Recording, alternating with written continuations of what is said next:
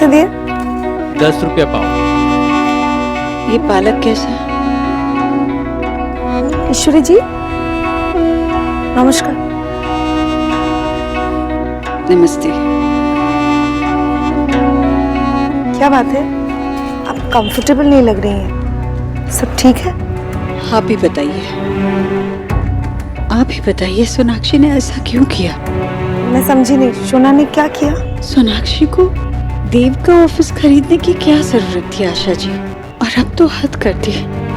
हाँ, उसने देव के ऑफिस में इनकम टैक्स वालों की रेड करा दी और 48 घंटों तक ऑफिस सील करा दिया। हे, इनकम टैक्स वाली बात के बारे में मुझे कुछ पता नहीं था, सच में। आप लोगों को तो कभी कुछ पता ही नहीं होता ना। क्योंकि यही सच है, हम शोना के काम के मामले में इंटरफेयर नहीं करते हैं। शोना काफी समझदार है, अपने फैसले खुद लेती है, तो हमें कभी जरूरत ही नहीं पड़ती। और जिंदगी भर बच्चे अपनी माँ की उंगली पकड़ कर तो नहीं चल सकते। अच्छा, तो आप मुझसे कहना चाहती है कि देव मेरी उंगली पकड़कर चलता है? नहीं नहीं, मैंने ऐसा तो नहीं कहा। आशा जी, बच्चे चाहे जितने भी बड़े हो जाए, माँ के लिए हमेशा छोटे ही रहते हैं। माँ का हक होता है ये जानने का कि बच्चों की जिंदगी में क्या चल रहा है। पता नहीं कैसे कुछ माँ को बच्चों की जिंदगी में झांकने का मन ही नहीं करता। आपका मतलब ये है कि मुझे शोना की लाइफ के बारे में कुछ नहीं पता? नहीं, मैंने ऐसा तो नहीं कहा। जब रिश्ते टूटते हैं तो साथ भी छूट जाता है, फिर सोनाक्षी ये साथ दोबारा क्यों जोड़ रही है? आप सोनाक्षी को समझाइए कि वो देव के ऑफिस को छोड़कर कहीं दूसरी जगह चली जाए। ये देव का बरसों पुराना ऑफिस रहा है, देव छोड़कर नहीं जा सकता, इसलिए सोनाक्षी को जाना चाहिए ना। अगर आप चाहती हैं तो मैं भैया को कहकर वो ढूंढने में उसकी मदद करा दूंगी। नहीं नहीं ईश्वरी जी, आपको शोना की जितनी मदद करनी थी आप 7 साल पहले कर चुकी हैं। उसे आपकी मदद की जरूरत नहीं है। जैसे कि मैंने आपसे पहले भी कहा है, शोना के काम के मैटर्स में हम इंटरफेयर नहीं करते हैं, ना ही करेंगे। क्योंकि आप जानती है कि सोनाक्षी आपकी बात नहीं मानेगी। इतना तो मैं समझ ही गई थी उसे।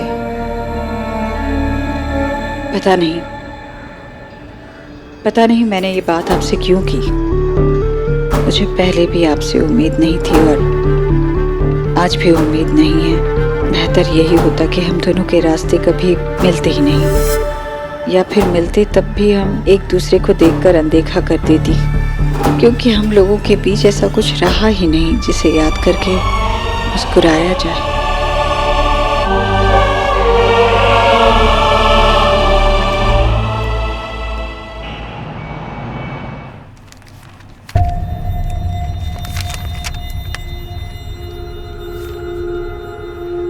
माँ, मैं ये ऑफिस छोड़कर नहीं जा सकती। मैंने इस बारे में बहुत सोचा और उसी के बाद इसे खरीदने का डिसीजन लिया। मेरी टीम ने भी बहुत मेहनत की, बहुत रिसर्च की। अब देख रही हो ना, ये ऑफिस कितना अलग है और इतनी बड़ी स्पेस हमें चाहिए थी हमारी बिजनेस के लिए। माँ, इसे सेटअप करने में हमने बहुत खर्चे किए। अब कहीं और कुछ मिल जाएगा तो वो प्राइम लोकेशन में नहीं होगा ना, एंड वील फेस लॉसेस। पर सबसे बड़ी बात तो ये है माँ कि कोई हमें कुछ भी कहे, हमें उनकी बातों से फर्क नहीं पड़ना चाहिए। तू ठीक बोलছিস, पर मैं अपने बेस्ट फ्रेंड से कैसे छुपाती कि मुझे ईश्वरी जी ने ये सब कुछ कहा। आई अंडरस्टैंड माँ। वैसे शोना, तेरा ऑफिस है तो बहुत अच्छा, काफी बड़ा स्पेस है, पर ना मुझे इस कैबिन की वाइब अच्छी नहीं लग रही है। डोंट वरी, आप आ गई ना, अब अच्छे वाइब्स भी आ जाएंगे।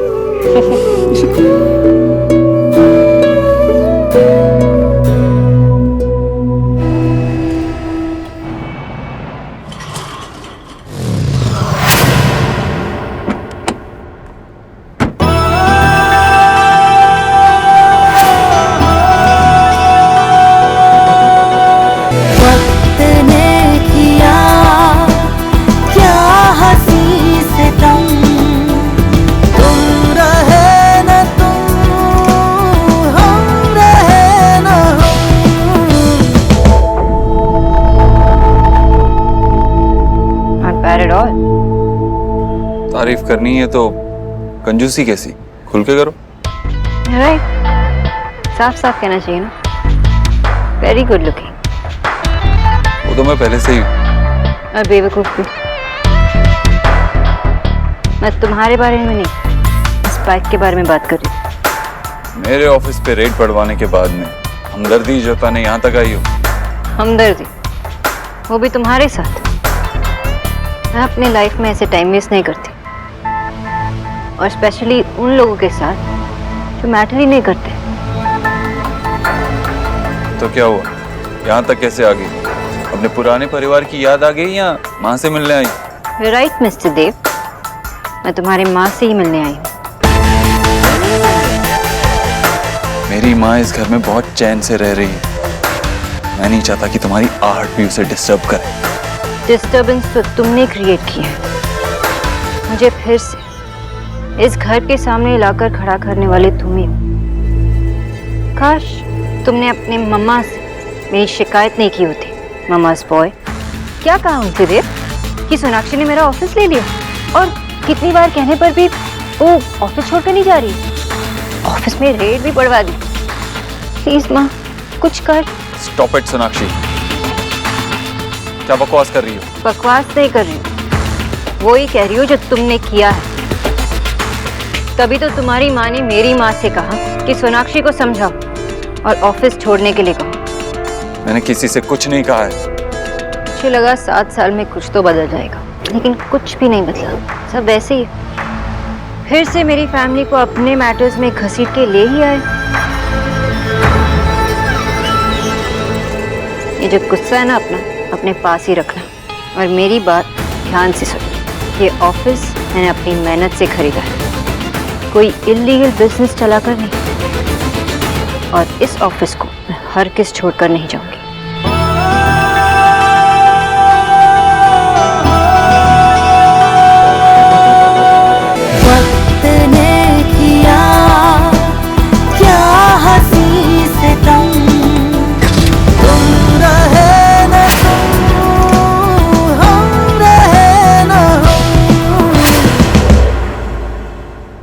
माँ,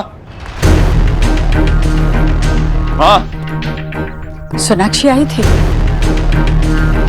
हाँ। कितनी अलग दिख रही है आजकल। लंबे बाल काट दिए, अच्छे नहीं लग रहे हैं। जैसे भी लग रहे हैं, हमें क्या फर्क पड़ता है? देव, मैं तो बस तो सोनाक्षी की माँ से बात करने गई थी ऑफिस के बारे में।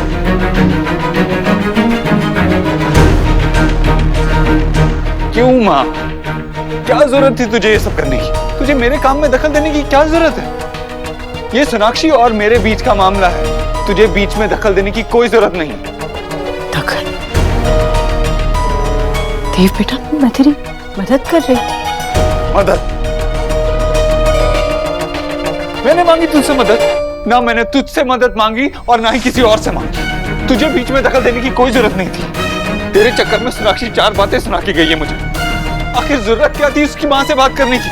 वो बार बार मेरे लिए मुश्किलें खड़ी करती जा रही है देव। उसने तुझसे तेरा ऑफिस छीना, किसी को तो कुछ तो कहना चाहिए उसे। इसके अलावा मैं कुछ और कर भी नहीं सकती थी। तुझे कुछ करने की जरूरत नहीं थी। मुझे समझ नहीं आता, तू अभी तक उन्हीं बातों में उलझी हुई है। 7 साल पहले क्या हुआ वो कम था क्या? पुरानी गलतियों से कुछ सीखते नहीं है क्या तू? देव, ऐसी बात कर रहा है तू मुझसे? मैं तेरी भलाई चाहती हूँ। भलाई? तू मेरी भलाई चाहती है ना, तो प्लीज प्लीज मेरी भलाई के बारे में सोचना बंद कर दे। अरे मैं होश में हूं माँ, कोई बेहोश नहीं हूं जो तुम मुझे संभालना चाहती है। सोनाक्षी और मैं हस्बैंड वाइफ नहीं है। हमारी 2 अलग अलग दुनिया है, 2 अलग अलग जिंदगी है, सब कुछ अलग। लेकिन अगर तू बीच में आने की कोशिश करेगी, उसकी फैमिली को बीच में लाने की कोशिश करेगी, तो हम अलग नहीं रहेंगे, हमारी दुनिया अलग नहीं रहेगी। मेरी गलती है, मेरी गलती है कि मैं घर पे आया, मैंने ये सब बातें की घर पे। हर 24 घंटे में ये पूरी दुनिया भी एक बार घूम जाती है, लेकिन तू पिछले 7 साल से वहीं खड़ी है। और अगर मैं आगे जाना चाहूं, आगे बढ़ना चाहूं, तो इस घर में आके वहीं पहुंच जाता हूं। एक बात ध्यान से सुन ले बा, आज के बाद ना ही मैं तेरे सामने सोनाक्षी का नाम लूंगा और ना ही तू मेरे सामने उसकी बात करेगी। अब प्लीज मेरी लाइफ में इंटरफेयर मत कर। मैं फिर से वही जिंदगी नहीं जी सकता। बर्दाश्त नहीं कर पाऊंगा, ना ही तेरा दखल, ना ही वो जिंदगी। देव, ये क्या बदतमीजी है? हाँ भाई, किस तरह बात कर रहा तू अपनी माँ से? 28 साल बहुत तमीज दिखाई है मामा जी।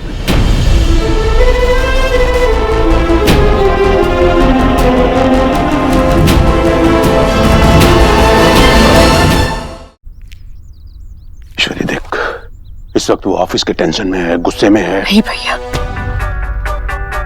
नहीं। सोनाक्षी की माँ ने अच्छा नहीं किया।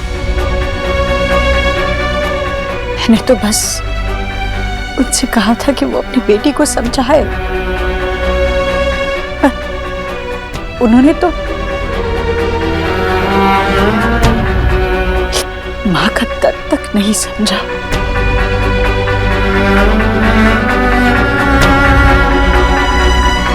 वो परिवार चाहता ही नहीं है भैया कि मैं और मेरा बेटा कभी खुश रहे।